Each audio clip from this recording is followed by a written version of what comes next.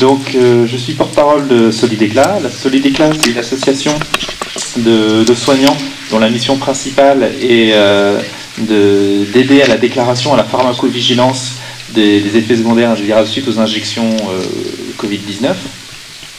Je précise juste par obligation, nous n'avons aucun conflit d'intérêt avec l'industrie pharmaceutique. Nous sommes tous bénévoles dans l'association, que ce soit du médecin, pharmacien, infirmier ou coordinateur, n'importe.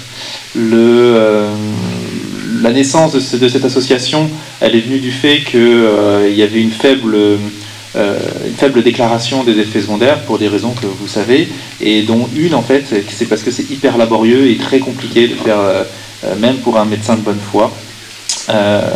Pour vous donner un petit peu un ordre d'idée, entre le début de la prise d'appel et la déclaration achevée, on a entre 4 et 5 heures de travail par patient. Donc on peut comprendre que certains médecins ne veulent pas le faire malgré qu'ils soient convaincus des effets secondaires. Donc c'est pour ça que Solidéclat s'est créé, pour pouvoir pallier à cette difficulté administrative et technique, pour pouvoir aussi accueillir la détresse des victimes qui est vraiment très très forte. On a l'aide en plus des associations que vous avez pu voir ici, et c'est vraiment incroyable de pouvoir tous travailler ensemble, et on arrive à faire vraiment un travail très très intéressant. Juste pour faire un petit point légal, on venait tout à l'heure, la déclaration est obligatoire pour les professionnels de santé, pour 5 catégories de professionnels de santé: médecins, pharmaciens, sages-femmes, infirmiers et dentistes. Donc si vous arrivez, vous allez voir ce professionnel en disant je pense que j'ai un problème suite à une injection ou un autre médicament, c'est son devoir légal de le transmettre au centre de pharmacovigilance. Après, il y a la difficulté, et c'est administrativement très lourd, mais c'est son devoir légal, sachant que ce n'est pas ni à eux ni à nous d'établir le lien de causalité.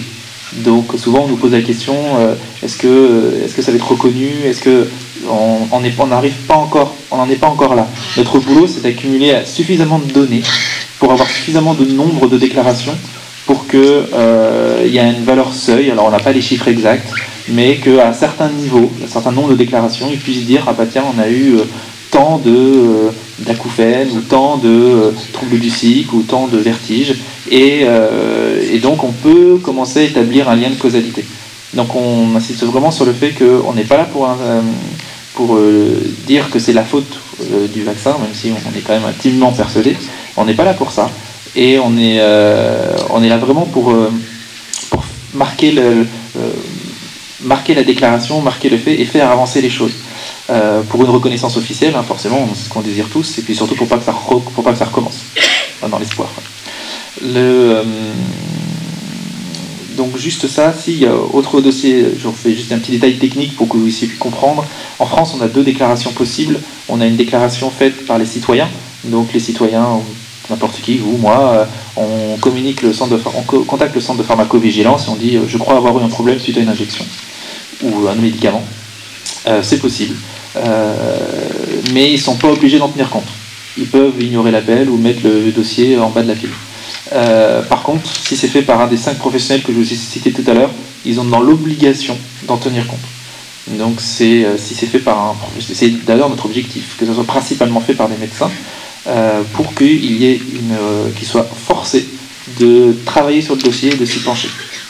L'espoir, c'est que, à force de les contacter, certains centres de pharmacovigilance commencent à vraiment avoir une oreille attentive.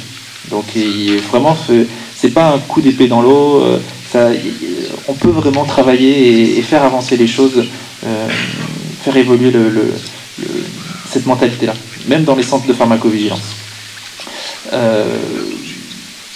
Donc voilà, principalement sur ce qu'on voulait vous annoncer. On va pas rentrer dans les détails techniques.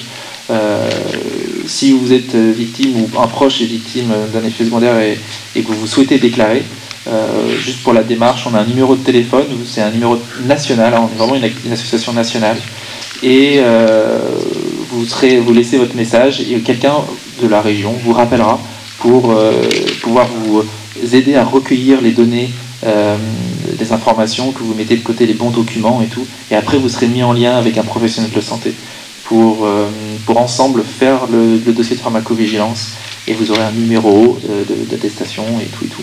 Tout ça vous sera expliqué. Mais voilà, mais j'insiste, même si ça vous paraît inutile, faites la déclaration, parce que c'est vraiment, c'est vrai, ça peut changer les choses. C'est un truc en plus qui peut éroder ce Coros au pied d'argile. Pas de téléphone.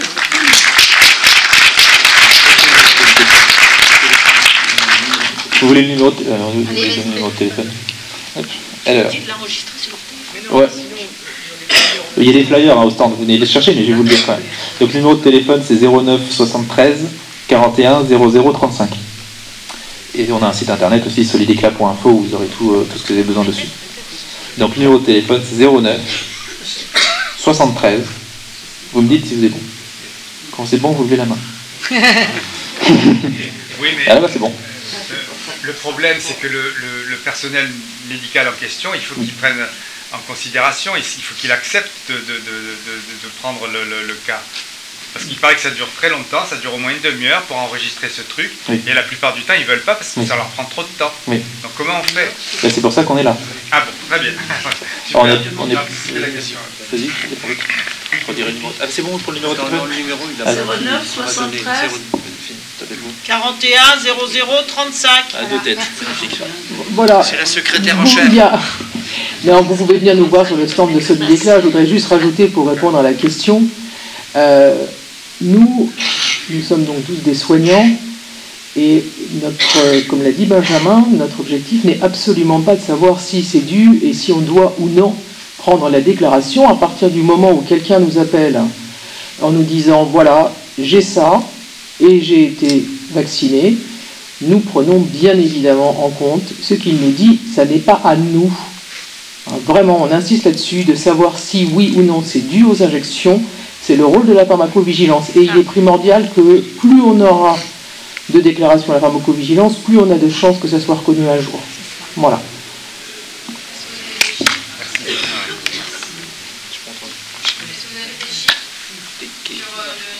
Quel chiffre? Alors pour vous donner une petite, je répète la question de Madame, c'est est-ce qu'on a des chiffres sur l'accompagnement et tout, est-ce qu'on a notre activité, pour vous donner un peu un ordre d'idée. Sur la France entière, on est à peu près à entre 5 et 10 appels par semaine. Donc après, tous les appels n'amènent pas une déclaration parce que c'est difficile pour les victimes, mais voilà, c'est à peu près cet ordre-là, sachant que ça ne fait qu'augmenter. Donc parce que dans des médias on en parle, parce que voilà, les gens prennent conscience plus ou moins. Donc ça ne fait qu'augmenter depuis la création. On a moins d'un an, hein, c'était mars l'année dernière qu'on a créé l'association.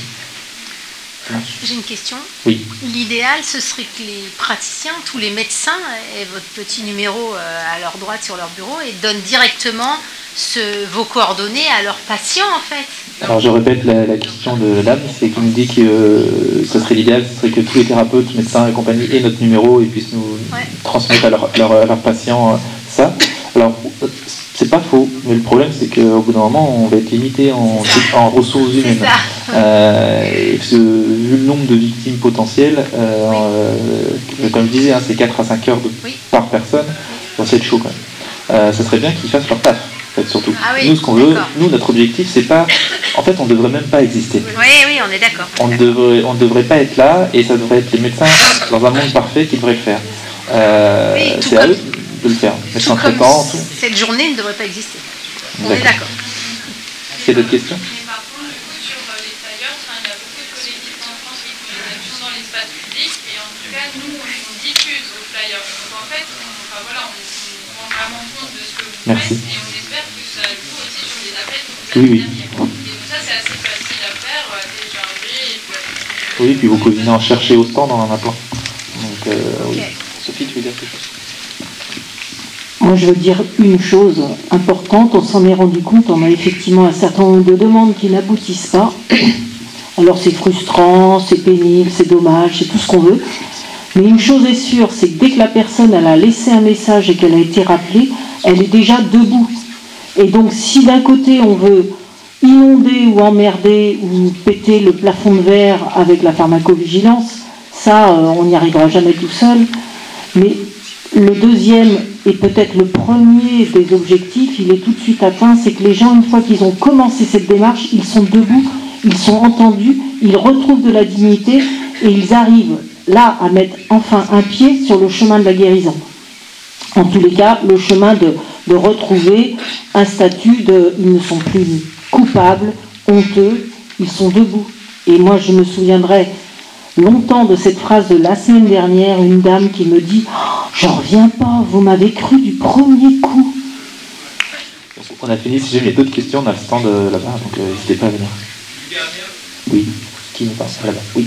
En résumé, toute personne qui pense avoir une pathologie en lien, même lointain, avec la vaccination peut faire appel à ce processus. Tout à fait. On ne montre pas le lien de causalité. Vous pouvez avoir éternué 2 fois, en théorie, ce serait ça. J'exagère, mais... Ah. Simplement, effectivement, c'est pas le signe, c'est j'étais dans un état, j'étais vacciné, 6 mois, 2 ans après même, je suis dans un autre état. La deuxième chose, oui, comme dit Sophie, qui a fait un sacré travail bénévole, parce qu'elle est coordinatrice de beaucoup de choses, donc on aimerait bien d'ailleurs la financer. Donc dans notre site, il y aura un site de dons pour pouvoir financer et indemniser un peu les quelques coordinatrices qui passent des heures à ça. Merci.